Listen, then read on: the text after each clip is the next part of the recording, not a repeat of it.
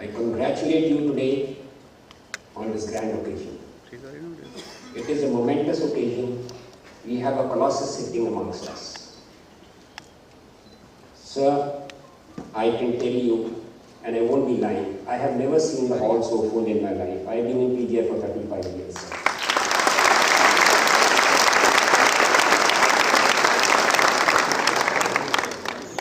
Sir, you have had a glimpse of PGI on a personal front, sir. These boys and girls whom you bless today with your presence are the ones who keep the miracles happening, sir. They have a fierce sense of commitment and a deep sense of devotion for a noble cause.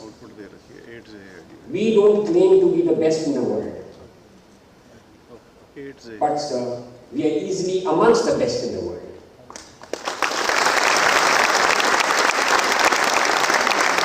We don't claim to be having cutting-edge technology, but sir, I can tell you, we use technology to the hilt with our commitment far better than many Western hospitals. I'm delighted to be present here today at the 37th convocation ceremony of the Postgraduate Institute of Medical Education and Research, Chandigarh. I extend my heartiest congratulations to the students of the graduating batch of 2024, as well as to their families and mentors who have guided and supported them throughout this journey. Today is a day to relish the fruits of your hard work over the years, and you have made your loved ones immensely proud. Every time I visit Chandigarh, I am struck by its unique charm. The layout with its orderly grid of sectors, expansive green spaces, and wide tree-lined avenues never fails to impress me. The Capitol complex with its striking High Court and Secretariat buildings beautifully combines functionality with aesthetic appeal. Adding to this charm is the serene Sukhna Lake, where nature's symphony and tranquil waters create a perfect harmony that enhances the city's beauty. Le Corbusier's visionary design of Chandigarh stands as a testament to modern urban planning and architectural innovation, making it truly deserving of the title, The City Beautiful. The institution, PGI Chandigarh, holds a special place in my heart. यहाँ की मुझे बहुत खुशी हुई है। PGI Chandigarh देश में एक ऐसी संस्था है जो कि मेडिकल नॉलेज, रिसर्च और पेशेंट केयर में सबसे आगे है, और ये 60 साल से 1962 से इनका सिलसिला ऐसे चल रहा है। मैं यही सोचता हूँ कि मैं इसलिए आज आया यहाँ पर, मेरे निजी तौर पर मैं यहाँ पर पहले आ चुका हूँ। की तबीयत ठीक नहीं थी, 44 दिन यहाँ पर हुए हैं, और डॉक्टरों की वजह से उसमें पूरी केयर मिली। इसके अलावा इतना अच्छा कार्य करें, समाज कार्य करें, देश के उन्नति के लिए कार्य करें, और आज जो ग्रेजुएट्स हुए हैं अलग अलग ट्रांसफॉर्मेशन से, तो सच में मैं सोचता हूँ they will become nation builders, not just doctors but builders of the India. आज बहुत खुशी हुई है।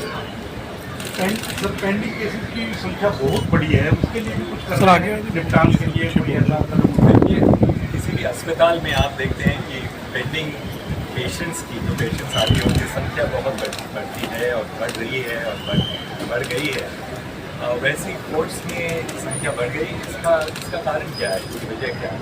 लोगों की आस्था है। अस्पतालों में लोगों की आस्था है, इसलिए संख्या बढ़ती है पेशेंट्स की।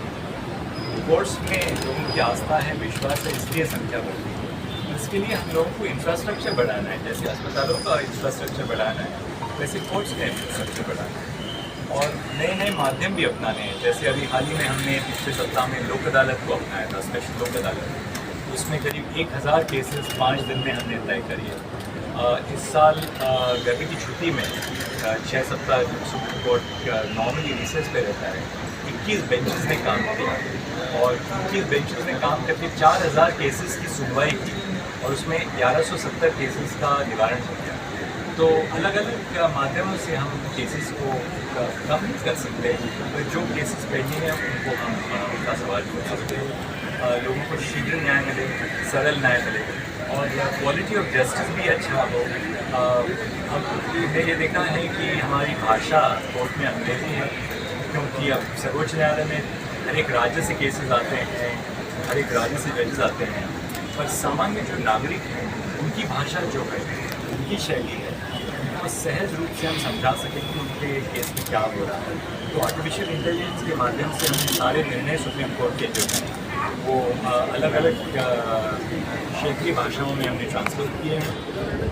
आपको मैं ये बताना चाहता हूँ कि 1950 से 2024 तक 37,000 सुप्रीम कोर्ट के निर्णय हैं, उनमें से 22,000 निर्णय अभी पंजाबी में ट्रांसलेट हो गए आर्टिफिशियल इंटेलिजेंस के माध्यम से।